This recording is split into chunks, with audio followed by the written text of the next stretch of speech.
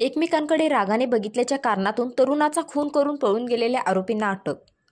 स्थानिक गुन्हे अन्वेषण पथकाची आणि इचलकरंजी पोलिसांची संयुक्त कारवाई.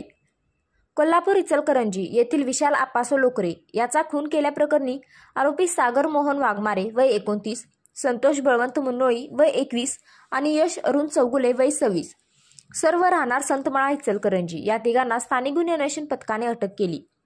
अधिक माहिती अशी की शुक्रवार दिनांक 17 रोजी रात्री 10च्या सुमारास उत्तम चौकात विशाल यांचा खून झाला होता. याची फिर्याद त्याच्या नातेवाईकांनी इचलकरंजी पोलीस ठाण्यात दिली होती. या दिलेल्या तक्रारीनुसार पोलिसांनी खुनाचा गुन्हा दाखल केला होता.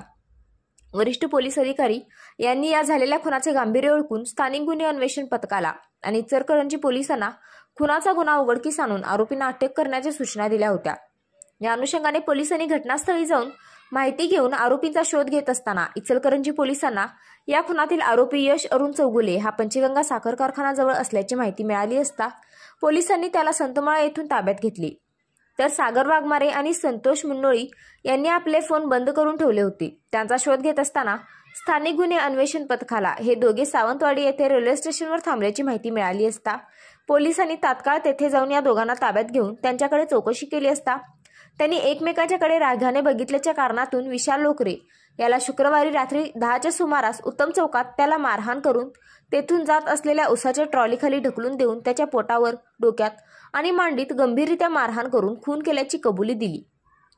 या तिघांना अटक करून पुढील तपासासाठी इचलकरंजी पोलिसांच्या ताब्यात देण्यात आली. याचा पुढील तपास इचलकरंजी पोलीस करीत आहेत.